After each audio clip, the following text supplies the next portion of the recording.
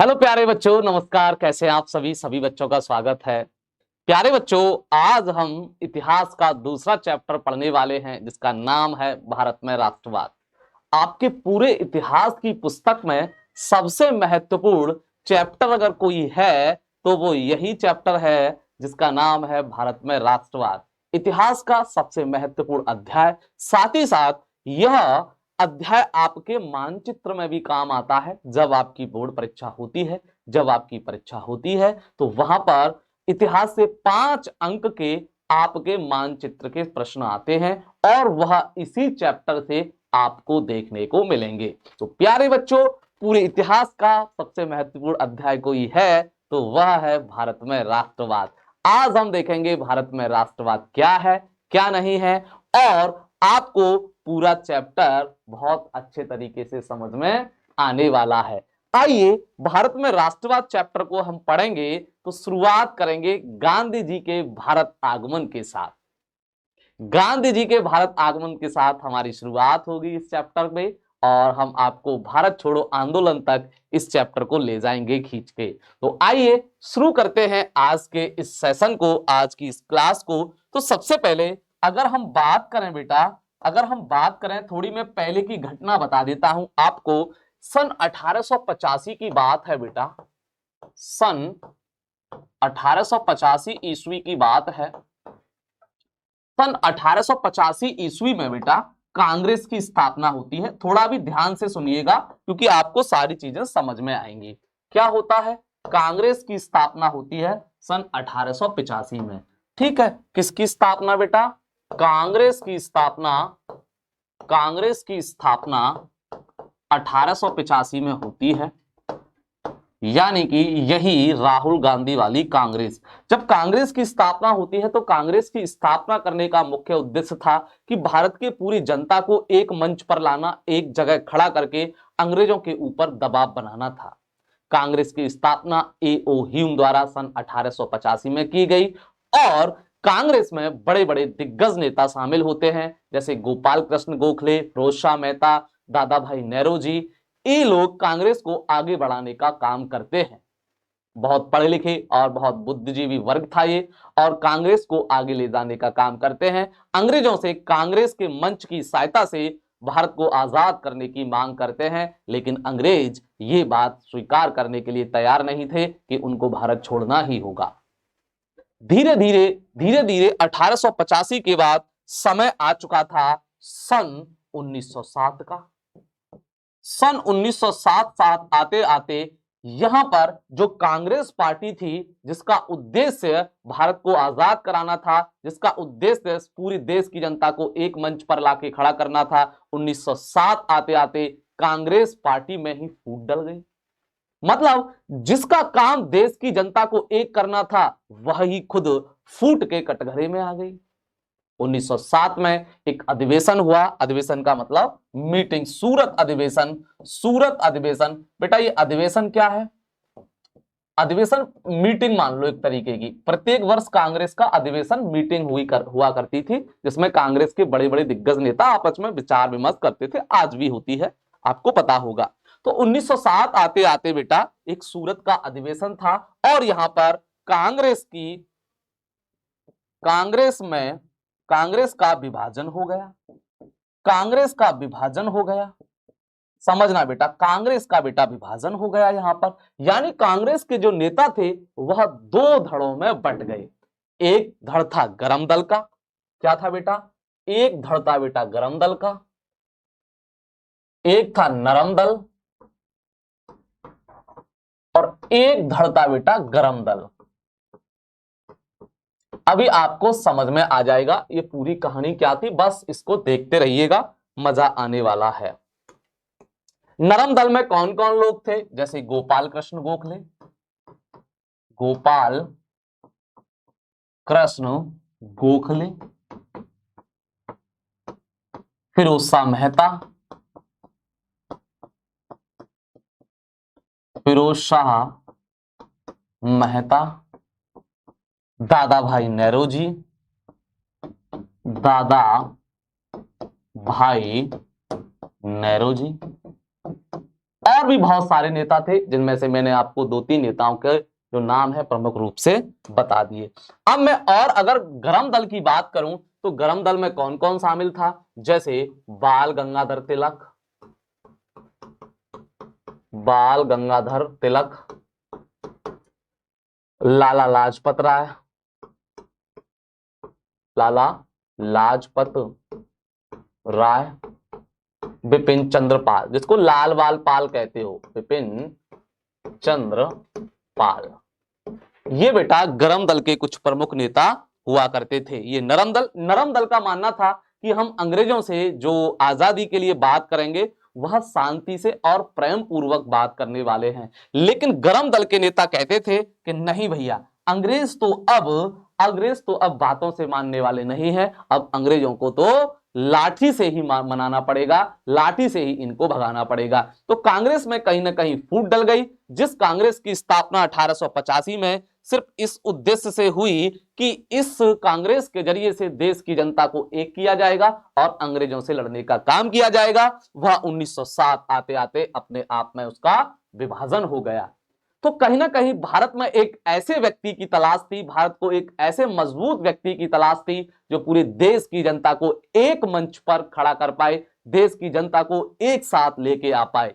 और भारतीय इतिहास में उस व्यक्ति का नाम आप जानते हो, हम जानते हैं, वो नाम है महात्मा गांधी। अभी महात्मा गांधी यहां पर इस समय महात्मा गांधी दक्षिण अफ्रीका में है, दक्षिण अफ्रीका में सत्याग्रह वगैरह कर रहे हैं, दक्षिण अफ्रीका में उनका सब कुछ चल रहा है। अभी तक वह परमानेंटली भारत में नहीं आए, लेकिन एक दौर आएगा, एक समय आएगा जब उनका आगमन भारत में होगा और उसी के साथ भारतीय राष्ट्रीय आंदोलन क्या होगा, एक अलग लेवल पर पहुंच जाएगा। अब यहां पर जब 1907 आते आते कांग्रेस में फूट डल जाती है, कांग्रेस में कोई ऐसा व्यक्ति नहीं बचता जो देश की जनता को एक मंच पर लेके आए। उस समय बेटा महात्मा गांधी का आगमन होता है। महात्मा गांधी का आगमन, महात्मा गांधी का भारत आगमन। अब देखो दक्षिण अफ्रीका वगैरह से सब कुछ करने के बाद गांधी जी भारत में आते हैं, क्योंकि गांधी जी वकालत इंग्लैंड से पढ़कर आए थे, बहुत ही बुद्धिजीवी और बहुत ही पढ़े लिखे व्यक्ति थे गांधी जी, इस चीज को ध्यान रखिएगा। तो ये समय है बेटा, ये समय है 9 जनवरी 1915 का, ये कलर सही नहीं है, ये समय है बेटा, ये समय है 9 जनवरी 1915 ईस्वी का, जब गांधी जी भारत दक्षिण अफ्रीका से वापस आते हैं और परमानेंटली दक्षिण अफ्रीका में जो है सत्याग्रह करने के बाद लौटते हैं। जब 1915 में गांधी जी वापस आते हैं तो गांधी जी के राजनीतिक गुरु थे कौन, गांधी जी के राजनीतिक गुरु मतलब राजनीति सिखाने वाले, राजनीतिक गुरु हुआ करते थे। ये प्रश्न बोर्ड परीक्षा में पूछा जाता है। राजनीतिक गुरु हुआ करते थे कौन, गोपाल कृष्ण गोखले। अभी थोड़ी देर पहले मैंने नाम लिया, गोपाल कृष्ण गोखले। तो गोपाल कृष्ण गोखले ने कहा गांधी जी से कि आप ऐसा क्यों नहीं करते कि आप पूरे भारत का भ्रमण करें और पूरे भारत के लोगों को एक करने का प्रयास करें। तो गांधी जी ने कहा ठीक है गुरुजी, मैं आपकी ये बात मानूंगा और अब परमानेंटली मैं भारत आ चुका हूं, अब मुझे कहीं आने की जरूरत नहीं, कहीं जाने की जरूरत नहीं है, क्योंकि अब हमें अपने देश को आजाद कराना होगा। तो ये गांधी जी ने बात स्वीकार कर ली गोपाल कृष्ण गोखले की और प्रॉमिस किया कि मैं भारत भ्रमण करूंगा और देश के लोगों की समस्याएं सुनूंगा और अंग्रेजों से लड़ने के लिए उन सबको इकट्ठा करूंगा। इसी बीच गांधी जी ने यह फैसला कर लिया कि अब मुझे भारत में जो है रहना ही रहना है। तो उन्होंने एक आइडिया लगाया कि बेटा मैं रहूंगा कहां पर, तो उन्होंने साबरमती आश्रम की स्थापना की। किसकी बेटा, साबरमती आश्रम की स्थापना की। अब बताइए गांधी जी कहीं रहेंगे भी तो सही, तो उन्होंने साबरमती आश्रम की स्थापना बेटा 1916 ईस्वी में की। कब की बेटा, 1916 ईस्वी में। यह प्रश्न कई बार पूछा जाता है कि गांधी जी ने साबरमती आश्रम की स्थापना कब की, 1916 ईस्वी में। ध्यान रखना 1915 में दक्षिण अफ्रीका से भारत आते हैं, यह भी प्रश्न पूछा जाता है। अब इतना तो सब कुछ ठीक था। अब गांधी जी भारत भ्रमण के लिए तैयार होते हैं तो 1916 में क्या, सन 1916 में बेटा, सन 1916 ईस्वी में एक कांग्रेस का अधिवेशन हुआ, लखनऊ अधिवेशन, लखनऊ अधिवेशन, मतलब हर एक वर्ष होता था। जब से कांग्रेस की स्थापना हुई तब से हर एक वर्ष ये अधिवेशन होता था, लखनऊ लखनऊ अधिवेशन। तो गांधी जी लखनऊ अधिवेशन में घूमने के लिए जाते हैं, क्योंकि गोपाल कृष्ण गोखले ने कहा था कि गांधी जी आप पहले देश के लोगों की समस्याओं को तभी देख सकते हैं जब घूमोगे। तो यहां पर लखनऊ अधिवेशन में बेटा गांधी जी भाग लेने जाते हैं। तो एक व्यक्ति थे चंपारण के रहने वाले, बिहार के रहने वाले राजकुमार शुक्ल। कौन थे? राजकुमार शुक्ल। नाम ध्यान रखिए, राजकुमार शुक्ल। राजकुमार शुक्ल नाम के व्यक्ति थे जो कि चंपारण या बिहार के रहने वाले थे। एक सेकंड बेटा, एक कॉल आ रहा है।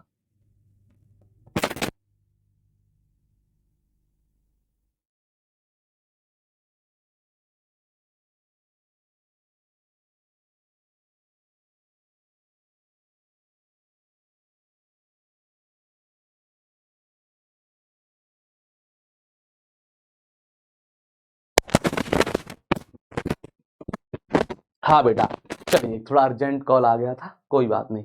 तो राजकुमार शुक्ल नाम के एक व्यक्ति थे जो कि चंपारण बिहार के रहने वाले थे और उनको परेशान किया जा रहा था, उनके किसानों को परेशान किया जा रहा था अंग्रेजों के द्वारा। अंग्रेजों ने चंपारण में क्या प्रॉब्लम बना रखी थी कि किसानों को नील की खेती के लिए परेशान किया जा रहा था, किसानों को नील की खेती करने पर मजबूर किया जा रहा था। तो सर क्या घाटा है, किसान तो खेती करेगा नहीं बेटा। नील की खेती करने से किसान को नुकसान होता था। एक तो वह कम दामों पर अंग्रेज खरीदते थे, दूसरा नील की खेती करने से जो फसल जो जमीन होती है वह बंजर हो जाती है। क्या हो जाती है? बंजर हो जाती है। इसलिए राजकुमार शुक्ल एक आस लेके गांधी जी के पास आते हैं कि गांधी जी कृपया करके आप एक बार चंपारण चलिए और किसानों की समस्याएं सुनिए। गांधी जी ने मना कर दिया कि भाई मेरे पास समय नहीं है, अभी तो मैं जो है अभी अभी आया हूं, तो मुझे घूमने दो। मतलब बहुत रिक्वेस्ट की राजकुमार शुक्ल नाम के व्यक्ति ने गांधी जी से।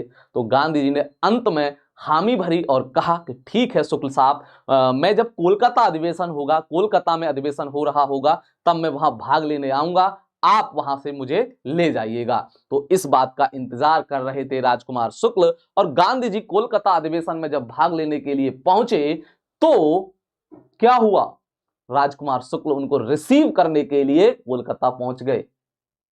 और शुरुआत होती है एक ऐसे आंदोलन की जो हम सभी जिसके बारे में जानते हैं, जिसका नाम है चंपारण सत्याग्रह या चंपारण आंदोलन। क्या? चंपारण चंपारण सत्याग्रह। चंपारण सत्याग्रह, इसकी सन भी हमको याद रखनी है, 1917 ईस्वी। 1917 ईस्वी, ये 1917 ईस्वी में हुआ। अब समझिए कहानी क्या थी, आखिर में ये सत्याग्रह क्यों हुआ। अभी मैंने आपको थोड़ी देर पहले बताया कि चंपारण के किसानों को अंग्रेज जबरदस्ती नील की खेती कराने के लिए तैयार कर रहे थे। अब वो प्रॉब्लम क्या थी, अंग्रेजों ने एक नियम बनाया जिसको तिनकठिया पद्धति कहते हैं।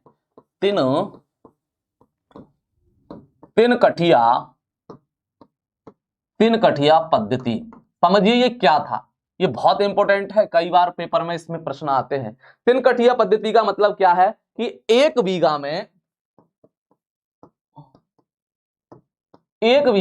20 कट्ठा होता है, मतलब बीघा मतलब जमीन क्षेत्र पर, एक बीघा में 20 कट्ठा होता है। तो अंग्रेजों ने क्या किया, एक नियम बना दिया कि अगर आपके पास 1 बीघा जमीन है तो आपको 3 कट्ठा नील की खेती करनी है।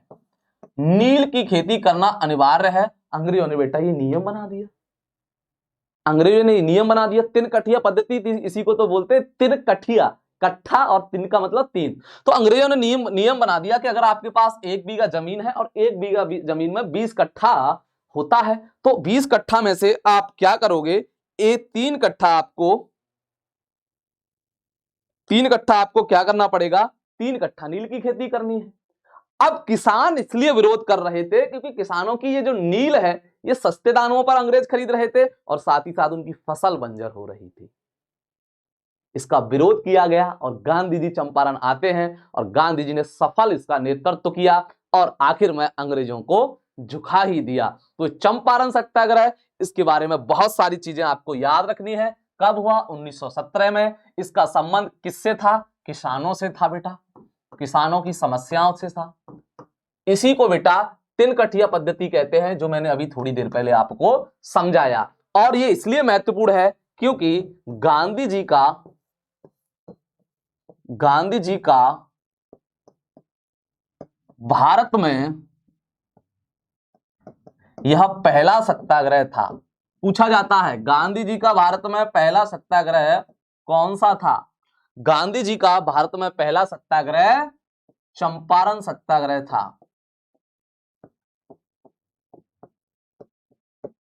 चंपारण सत्याग्रह था, ध्यान रखिएगा। गांधी जी का भारत में पहला सत्याग्रह चंपारण सत्याग्रह था। ये प्रश्न कई बार बेटा पूछा जाता है, इसलिए मैंने आपको बता दिया कि गांधी जी का पहला सत्याग्रह भारत में कौन सा था? चंपारण सत्याग्रह, जो कि चंपारण एक जगह है, बिहार में पड़ती है। 1917 ईस्वी में हुआ, किसानों से ये संबंधित था।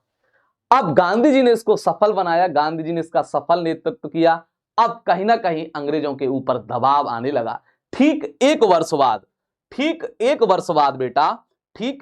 बाद सन 1918 ईस्वी की बात है बेटा। अब यहां पर दो आंदोलन और हुए, खेड़ा आंदोलन, खेड़ा एवं सत्याग्रह एवं अहमदाबाद सत्याग्रह। खेड़ा एवं अहमदाबाद सत्याग्रह, खेड़ा एवं अहमदाबाद सत्याग्रह, ये 1918 में हुए। खेड़ा और अहमदाबाद बेटा ये दोनों गुजरात में पड़ते हैं। ये किसानों और मजदूर मिलों से संबंधित आंदोलन थे। ये कहां पड़ता है? ये भी गुजरात में पड़ता है बेटा, और ये भी गुजरात में पड़ता है। आपको पता होना चाहिए बेटा, ये जो खेड़ा सत्याग्रह है ये गुजरात में किसानों से संबंधित था, और अहमदाबाद में जो सत्याग्रह था ये वहां के जो मजदूर वगैरह थे, मिल के जो कर्मचारी थे, उनके लिए किया गया सत्याग्रह था।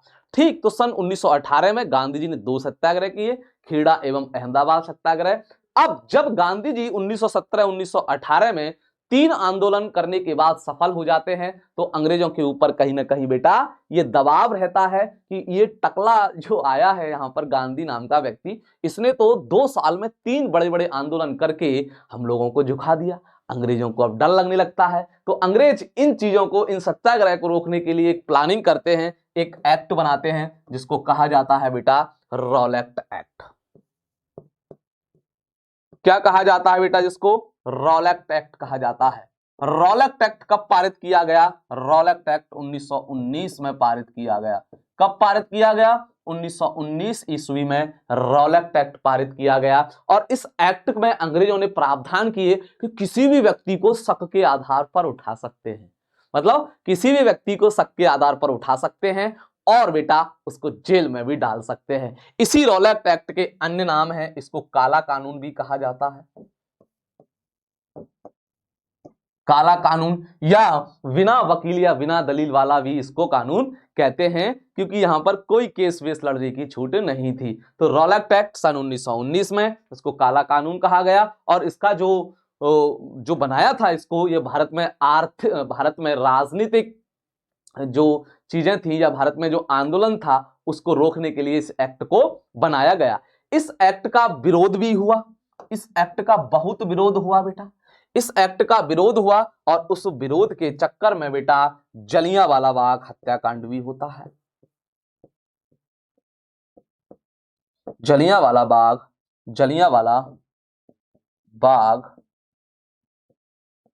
हत्याकांड।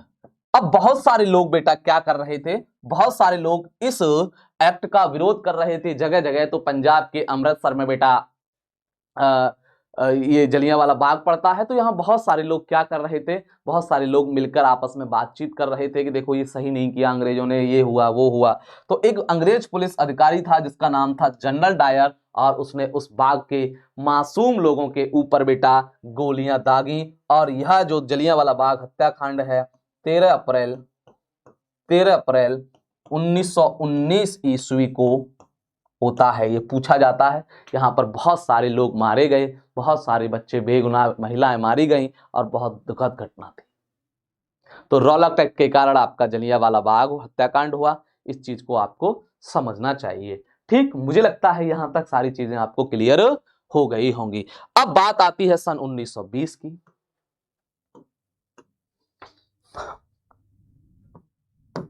सन 1920 की बात आती है।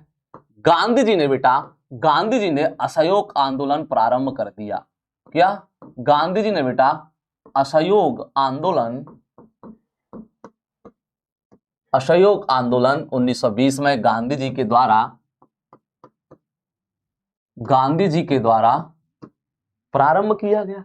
किसके द्वारा? गांधी जी के द्वारा। असहयोग आंदोलन ये क्या था, जरा इसको समझिए। गांधी जी ने एक पुस्तक लिखी थी, हिंद स्वराज। गांधी जी ने एक पुस्तक लिखी थी बेटा, हिंद स्वराज, और यह 1909 में लिखी गई। गांधी जी ने अपनी पुस्तक हिंद स्वराज में कहा है कि हम भारतीय लोग अंग्रेजों का सहयोग करते हैं। हमारे वकील, डॉक्टर, कर्मचारी, पुलिस या विद्यार्थी मिलके बहुत सारे लोग हम लोग क्या करते हैं? अंग्रेजों के सपोर्ट करते हैं, अंग्रेजों का सहयोग करते हैं। अगर हम अंग्रेजों का असहयोग करना शुरू कर दें तो 1 से 2 साल के अंदर ही अंग्रेज भारत छोड़ के जाएंगे। हमको बिल्कुल भी अंग्रेजों का सपोर्ट नहीं करना। गांधी जी ने इस आंदोलन को शुरू किया जो कि असहयोग आंदोलन के नाम से जाना गया। यह 1920 में गांधी जी के द्वारा शुरू किया गया और यह आंदोलन बहुत ही ज्यादा फल फूल रहा था, बहुत आगे जा रहा था। लेकिन एक घटना होती है बेटा, 5 फरवरी 1922 को एक घटना होती है जिसको आप चोरी चोरा कांड कहते हो। चोरी चोरा कांड होता है। चोरी चोरा कांड जो कि गोरखपुर के निकट एक जगह है, चोरी चोरा, वहां पर हिंसात्मक चीजें हो जाती हैं, बहुत सारी जो है हिंसा हो जाती है वहां पर। तो गांधी जी इस बात से नाराज हो जाते हैं कि मेरा कोई भी आंदोलन हिंसा के बल पर मैं आगे नहीं ले जाऊंगा, मुझे सत्य और अहिंसा के रास्ते ही अपनाने हैं। मैं ऐसा कोई आंदोलन नहीं करना चाहता जिससे किसी की जान माल का नुकसान हो। मैं इस आंदोलन को तुरंत स्थगित करता हूं। तो गांधी जी ने असहयोग आंदोलन स्थगित कर दिया, वो भी चोरी चोरा कांड की वजह से। अब कांग्रेस के बहुत सारे व्यक्ति गांधी जी से नाराज हो गए, कहने लगे, ए भाई टकले, तुमने ये क्या किया? ये इतना अच्छा आंदोलन चल रहा था, इतना सब कुछ चीजें बढ़िया चल रही थी, तो तुमको ये क्या करने की आवश्यकता थी? तो गांधी जी ने साफ साफ कहा कि मैं कोई भी आंदोलन बगैर हिंसा के नहीं चाहता। मुझे अहिंसा वाला आंदोलन चाहिए। मारपीट, लड़ाई झगड़े हैं, मुझे ये वाला आंदोलन नहीं चाहिए, मैं इसको तुरंत स्थगित करता हूं। तो 2 व्यक्ति थे बेटा, कांग्रेस से नाराज होकर 2 व्यक्ति बाहर निकले। कांग्रेस से 2 व्यक्ति बाहर निकले और वो व्यक्ति थे बेटा CR दास, यानी कि चित्तरंजन दास, और पंडित मोतीलाल नेहरू। मोतीलाल नेहरू मतलब समझते हो? पंडित जवाहरलाल नेहरू के पिता मोतीलाल नेहरू। इन दोनों ने क्या किया? कांग्रेस से हटकर एक अपनी अलग पार्टी बना ली जिसका नाम था स्वराज पार्टी। क्या था बेटा? जिसका नाम था बेटा स्वराज पार्टी। ध्यान रखिएगा, उन्होंने अपनी एक अलग पार्टी बना ली कांग्रेस से अलग होकर। अब ये बात बेटा 1923 की है। 1923 में इन लोगों ने क्या किया? अपनी एक अलग पार्टी बना ली कांग्रेस से हटकर। इस चीज को आप थोड़ा याद रखिएगा। फिर हम आगे चलते हैं 1924 में।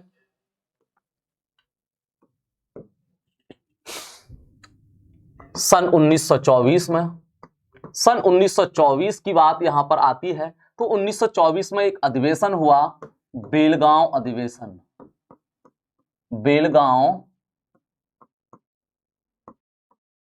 बेलगांव अधिवेशन। सर ये क्यों खास है अधिवेशन? ये बहुत खास है क्योंकि इसकी अध्यक्षता बेटा महात्मा गांधी ने की थी। इसकी अध्यक्षता बेटा किसने की थी? महात्मा गांधी ने। इसकी अध्यक्षता महात्मा गांधी ने की थी। बेलगांव बेटा कर्नाटक में पड़ता है और महात्मा गांधी ने सिर्फ एक ही कांग्रेस के अधिवेशन की अध्यक्षता की, वो बेलगांव अधिवेशन है। महात्मा गांधी ने इसकी बेटा अध्यक्षता की 1924 के बेलगांव अधिवेशन की। ठीक है, उसके बाद फिर और आगे चलते हैं। उसके बाद फिर हम 1927 पर पहुंच जाते हैं। सन 1927 की घटना है। 1927 में क्या होता है बेटा? साइमन कमीशन का गठन होता है इंग्लैंड में।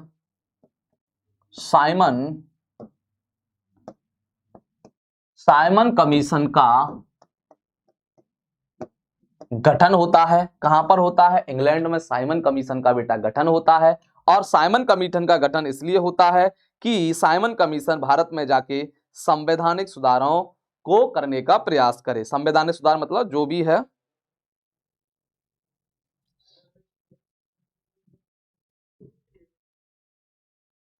यहां तक मुझे लगता है किसी बच्चे को कोई दिक्कत नहीं होगी। मतलब साइमन कमीशन का गठन होता है इंग्लैंड में और यह साइमन कमीशन 1928 में भारत आता है। सन 1928 में भारत आगमन होता है। किसका? साइमन कमीशन का भारत में आगमन। भारत में आगमन होता है बेटा, भारत में आगमन होता है बेटा साइमन कमीशन का। और इस साइमन कमीशन का भारत में होने लगता है विरोध। इसका विरोध होने लगता है। सर जी क्यों विरोध होने लगता है? विरोध इसलिए होता है क्योंकि इसके सभी सदस्य अंग्रेज थे।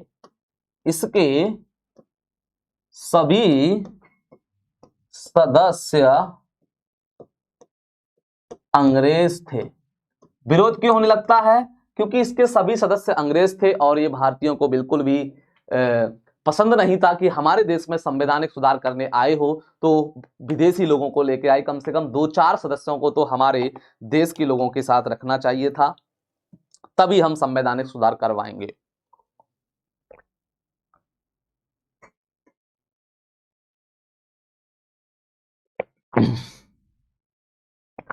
तो ये बात बेटा 1928 की है। यहां तक 1928 तक हम पहुंच चुके हैं। अब बात कर रहे हैं बेटा हम 1928 की। फिर 1928 की फिर बात कर रहे हैं। 1928 में एक सत्याग्रह हुआ, बारदोली सत्याग्रह। कौन सा बेटा? बारदोली सत्याग्रह हुआ बेटा। और यह सत्याग्रह किससे संबंधित था? किसानों से संबंधित था। बारदोली गुजरात में पड़ता है। किसानों से बेटा संबंधित था। और इस सत्याग्रह में हमको एक व्यक्ति मिला, सरदार वल्लभ भाई पटेल। सरदार वल्लभ भाई पटेल। सरदार वल्लभ भाई पटेल ने इस आंदोलन का नेतृत्व किया और इस आंदोलन को सफल बनाया। यह किसानों से संबंधित आंदोलन था। अंग्रेज लोग या वहां की सरकार किसानों से बहुत ज्यादा लगान वसूल रही थी, लेकिन सरदार वल्लभ भाई पटेल ने उस 22-23% लगान को 6% में लाकर तब्दील करवा दिया। एक्चुअल में उस समय लगान देने में किसान इसलिए असमर्थ थे क्योंकि वहां महामारी, प्लेग या सूखा जैसी स्थिति किसानों के सामने आ रही थी, वह लगान भरने में सक्षम नहीं थे। तो सरदार वल्लभ भाई पटेल ने वहां जाके नेतृत्व किया और बारदोली की महिलाओं ने ही वल्लभ भाई पटेल को सरदार की उपाधि दी। यहां तक आपको ये सारी चीजें पता होना चाहिए। ठीक, चलिए आगे चलते हैं।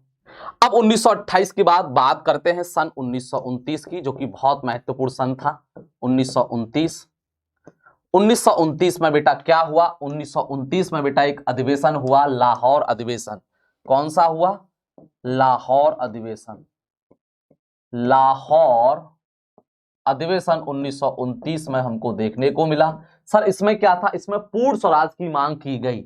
इसमें बेटा पूर्ण स्वराज की मांग की गई। लाहौर अधिवेशन 1929 में पूर्ण स्वराज की मांग की गई। और इस अधिवेशन की जो अध्यक्षता की, इस अधिवेशन की जो अध्यक्षता थी बेटा, वो जवाहरलाल नेहरू ने की। किसने? जवाहरलाल नेहरू जी ने इस अधिवेशन की बेटा अध्यक्षता की। बहुत इंपॉर्टेंट है आप लोगों के लिए, इसलिए आप सभी लोग इन चीजों को याद कर लीजिए। ठीक है, 1929 तक हम पहुंच चुके हैं। अब आते हैं हम 1930 में। और 1930 में होता है बेटा सविनय अवज्ञा आंदोलन। क्या? यानी कि दांडी मार्च। अब 1930 में होता है सविनय अवज्ञा आंदोलन। सविनय अवज्ञा आंदोलन। आपको पता है साबरमती से चलकर गांधी जी ने दांडी तक पैदल मार्च किया और 6 अप्रैल को दांडी गांव में पहुंचकर नमक हाथ में उठाकर नमक कानून का उल्लंघन किया और शुरुआत होती है सविनय अवज्ञा आंदोलन की। यही सविनय अवज्ञा आंदोलन था। प्यारे बच्चों 1930 में एक और घटना हुई। 1930 में बेटा इसका नेतृत्व किसने किया? महात्मा गांधी ने। किसने बेटा? महात्मा गांधी ने इसका नेतृत्व किया। अब 1930 में एक और घटना होती है। सर क्या होती है वो घटना? देखिए बेटा मैं आपको बताने जा रहा हूं 1930, 1931 और 1932 लगातार 3 गोलमेज सम्मेलन होते हैं, फर्स्ट, सेकंड और थर्ड। यानी कि 1930 में पहला गोलमेज सम्मेलन, गोलमेज का मतलब इंग्लैंड में एक सम्मेलन होता था गोल टेबल पर, इसलिए उसको गोलमेज सम्मेलन कहा गया। जो मेज होती है ना वो गोल टाइप की होती थी, इसलिए उसको गोलमेज सम्मेलन कहते थे।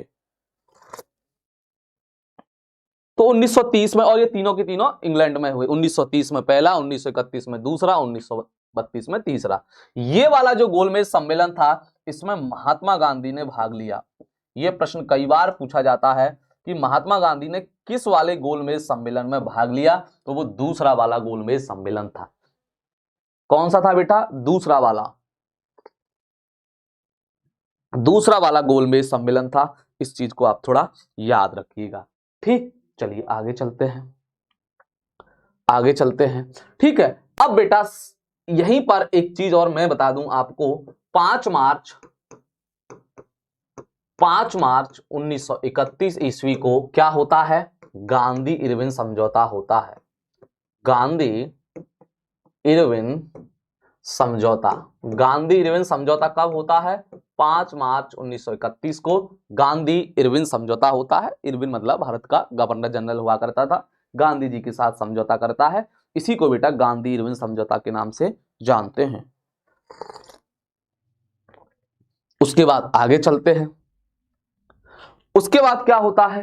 फिर 1932 में होता है आपका पूना पैक्ट। 1932 में होता है बेटा Poona Pact. Poona Pact sir किनके बीच में होता है? पूना पैक्ट होता है बेटा गांधी जी और अंबेडकर के बीच में। गांधी व अंबेडकर के बीच में पूना पैक्ट होता है। ध्यान रखिएगा, इस पूना पैक्ट में अंबेडकर दलितों के लिए सीटें रिजर्व करने की मांग करते हैं, बहुत सारे हक मांगने का प्रयास करते हैं। तो गांधी जी की सहमति कुछ बातों पर बन जाती है, कुछ बातों पर नहीं बनती। इसी को हम लोग पूना पैक्ट के नाम से बेटा जानते हैं। 1932 के बाद फिर कोई ऐसी घटना नहीं हुई। फिर डायरेक्ट आपके सिलेबस में जो दिया है 1942 का भारत छोड़ो आंदोलन। भारत छोड़ो आंदोलन 1942 में होता है, जिसका नेतृत्व आपके महात्मा गांधी करते हैं। कौन करता है बेटा? महात्मा गांधी इसका नेतृत्व करते हैं। और इसी आंदोलन में गांधी जी ने करो या मरो का नारा देने का काम किया। किस आंदोलन में? भारत छोड़ो आंदोलन में गांधी जी ने करो या मरो का नारा देने का काम किया, डू एंड डाई।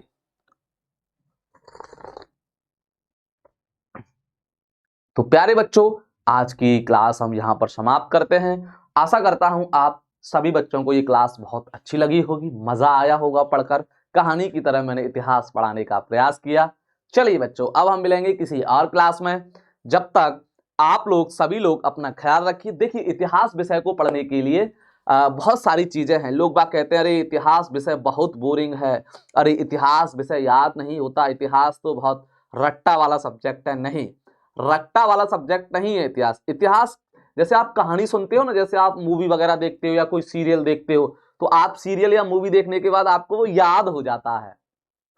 ऐसे ही इतिहास कहानियों की तरह है। आप कहानी की तरह सुन लीजिए, जिंदगी भर आपको याद होगी। जैसे बचपन से हम लोग कहानी सुनते हुए आए हैं, तो कहानी हमको याद हो जाती है।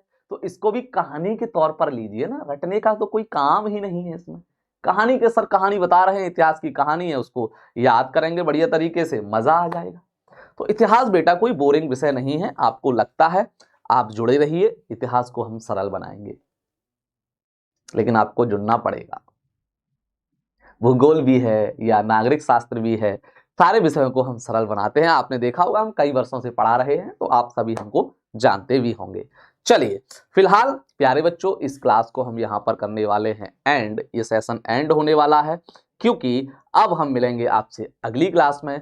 जब तक प्यारे बच्चों आप सभी लोग अपना ख्याल रखिए, क्योंकि ख्याल रखना ही सबसे महत्वपूर्ण जिम्मेदारी है खुद का, क्योंकि हेल्थ इज वेल्थ। अगर हेल्थ नहीं है तो कुछ नहीं है आपके पास, हमारे पास। ठीक है बच्चों, टाटा बाय बाय।